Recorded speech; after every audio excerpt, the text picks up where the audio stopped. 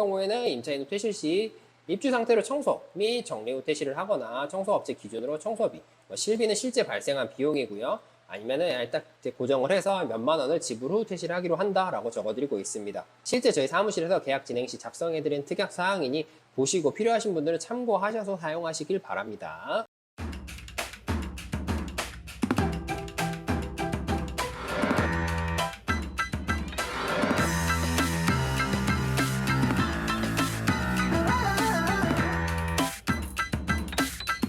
안녕하세요. 김민준 중개사입니다. 오늘은 임대인이 전월세 계약 시에 모르면 손해보는 특약 3가지에 대해서 설명해 드리도록 하겠습니다. 첫 번째는 집 내부 관리에 관한 사항입니다. 집 내부 관리는 워낙 광범위해서 여러 가지를 이야기해야 되는데 가장 문제가 많이 되는 4가지를 간추려 보았습니다. 첫 번째, 고성방가, 그 다음에 못질, 실내 흡연, 반려동물 사육에 관한 내용들입니다. 고성방가는 가끔씩 집에서 술을 드시고 이제 복도나 집에서 악을 지르시는 분들도 계십니다. 그래서 위층, 아래층, 옆집에 이제 피해를 줄 수 있기 때문에 민원이 발생이 되고요. 이거에 대해서도 미리 좀 언지를 좀 해주셔야 되고요. 자, 못질은 기본적으로 박을 수는 있지만 기준이 너무 애매합니다. 말 그대로 기준이 애매하다는 게 임대인과 임차인의 기준이 너무 애매하다는 뜻이고요. 네, 커튼 등을 설치하기 위해서 못을 박을 수도 있지만 한쪽 벽면에 못이 10개 이상 박혀 있기도 하고 그래서 이게 너무 기준이 애매하다는 점 알아주셔야 되고요. 기준이 애매하기 때문에 이제 못을 박기 전에 이제 협의를 좀 요청하시는 게 좋습니다. 무슨 일로 어디에 못을 박아도 되겠는지 말씀을 해달라고 하시는 게 좋습니다. 임차인이 말씀을 해주셨는데 그래도 무조건 안 된다라고 하면 안 되겠죠. 네. 그 다음에 이제 실내 흡연입니다. 실내 흡연은 이제 도배에 냄새가 배어서 이제 퇴실 후에 이제 도배에서 담배 쩐내가 남아 있습니다. 담배 쩐내가 남아 있으면은 이제 다음 임차인이 방을 볼 때나 뭐 다음 임차인에게 새를 놓을 때 담배 냄새가 나서 흡연을 안 하시는 분들은 이제 담배 냄새가 나는 걸 바로바로 알거든요. 그럼 이제 새를 놓기가 어려워집니다. 그러면 도배를 새로 해야 하는 상황이 되니 담배는 되도록이면 외부의 지정 장소나 외부에서 이제 피워달라고 요청을 하셔야 되고요. 마지막 반려동물인데요. 반려동물 양육가구가 이제 600만 원을 넘어서면서 이제 기존 10명에 1명꼴로 이제 반려동물을 키우시기 때문에 주변에서 흔히들 볼 수가 있습니다. 반려동물 사육은 기본적으로 금지하시는 분들도 계시고요. 가끔은 이제 허락해 주시는 분들도 계신데 반려동물을 키우면은 이제 반려동물의 이갈이나 이제 발톱으로 인해서 이제 벽지나 몰딩 가구에 이제 스크래치 및 훼손 이 문제가 될 수가 있고요. 그 다음에 이제 소음 문제, 강아지가 짖거나 이런 걸로 인해서 이제 소음으로 이제 민원이 발생될 수가 있습니다. 그 다음에 추후에는 이제 반려동물의 냄새로 인해서 퇴실 후에 다음 임차인의 계약을 위해서 집 안에 이제 소독을 좀 해주셔야 되는 상황이 발생되기도 하고요. 그때 이제 소독비가 추가로 발생이 되기 때문에 퇴실 청소비에 소독비가 추가로 비용이 된다고 미리 고지를 해주셔야지 퇴실 후에 이제 임차인과의 문제가 없어집니다. 자, 여기는 이제 현재 저희가 적어드리는 계약사항이 적어놓은 특약사항인 건데 이것도 마지막에 한 번 더 같이 설명드리도록 할게요. 자, 두 번째는 중도퇴실입니다. 중도퇴실은 이제 계약을 하고 살다 보면은 여러 가지 사정들로 인해서 중도퇴실을 하는 경우가 종종, 아주 자주 발생이 되고 있습니다. 이럴 때 대처 방안입니다. 다음 임차인의 입주까지의 기간 동안 월세 납부에 관하여 이제 문제가 발생이 되는데요. 기본적으로 이제 중도퇴실을 하시게 되면은 당연히 다음 임차인이 맞춰질 때까지 월세를 납부하셔야 되는 걸 아시는 분들도 계십니다. 하지만 이제 가끔씩 이제 해당 월까지만 내가 이번 달까지 살았으니 이번 달까지만 월세를 납부하시겠다라고 하시는 분들도 계시거든요. 그러면은 이제 하지만 이번 달에 방이 나가면은 괜찮지만 이제 방이 안 나갈 수도 있고 길게는 2달, 3달까지도 공실이 될 수 있기 때문에 임차인이 월세를 계속 안 내실 수도 있고 주인분이 보증금을 내주셔서 이제 임차인이 안 들어오는 공실 리스크를 감당을 하셔야 될 수도 있어요. 그렇기 때문에 다음 임차인이 이제 입주 잔금하기 전까지 월세 관리비를 납부해야 하며 그다음에 중개보수도 부담한다고 적어주셔야 돼요. 왜 그러냐면 다음 임차인의 중개보수는 원래 법적으로는 임대인이 부담하셔야 됩니다. 요새 기본적으로 임차인분들도 많이 알고 계셔서 퇴실하실 때 중도 퇴실하시게 되면 임차인분이 부담을 하신다는 것도 많이들 알고 계세요. 하지만 원칙은 신규 임차인과 임대인 간의 계약이기 때문에 임대인분이 납부를 하시는 게 원칙입니다. 하지만 이런 특약사항을 넣어놓음으로 인해서 중도 퇴실을 하면은 임차인이 부담을 하고 나가는 걸로 되어 있습니다. 세 번째, 퇴실 청소비입니다. 퇴실 청소비는 이제 입주 상태에 따라서 좀 달라질 수도 있고 지역별로 동네별로 조금 상이하나 입주, 퇴실을 할 때 여지없이 항상 붙어 다니는 이야기이기 때문에 꼭 알고 계셔야 합니다.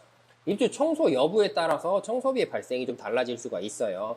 입주 청소를 해줄 시와 안 해줄 시가 있는데, 입주 청소를 해주시면은 말 그대로 세입자분에게 임대인분이 미리 청소를 해주시는 거고, 나중에 임차인분이 퇴실을 하실 때 뭐 퇴실 청소비를 지불을 하거나 이주 상태로 청소 후에 퇴실을 한다, 이렇게들 많이 진행을 하시고요. 입주 청소를 안 해주실 때도 있습니다. 입주 청소를 안 해주시고 임차인이 알아서 청소를 하세요라고 말씀하시는 경우가 있는데, 이런 집들 같은 경우에는 집 관리가 조금 안 되는 편에 속하는 경우예요. 왜 그러냐면은 현재 상태로 퇴실을 하시라고 말씀을 드리는데, 입주 청소를 안 해줄 시에는 현재 상태로 정리 후 퇴실이라고 저희가 좀 써드립니다. 그러면 쓰레기 발생 시에 비용이 추가된다라고 좀 적어드리고 있고요. 이걸 왜 이렇게 써드리냐, 왜 청소를 안 해주는데 정리를 하고 뭐 쓰레기 발생 시 비용이 추가되는 걸 특이하게 적냐라고 해서 궁금해 하시는 분들이 많으실 텐데요. 이거에 대해서는 저희가 이제 실무에서 일을 하다 보니 대부분의 임대인분께서는 임대차 계약을 진행하기 위해서 기본적인 청소나 집 상태에 대해서는 기본적인 것 정도는 해 놓으시고 세를 놓으십니다. 뭐 집에 쓰레기를 놔두고 세입자를 들어와서 세입자분한테 거주하라고 하시는 주인분들은 없잖아요. 그래서 집에 쓰레기는 안 버리시고 그래도 도배장판을 해주진 않으시더라도 그 정도는 다 해놓으시고 세를 놓으십니다.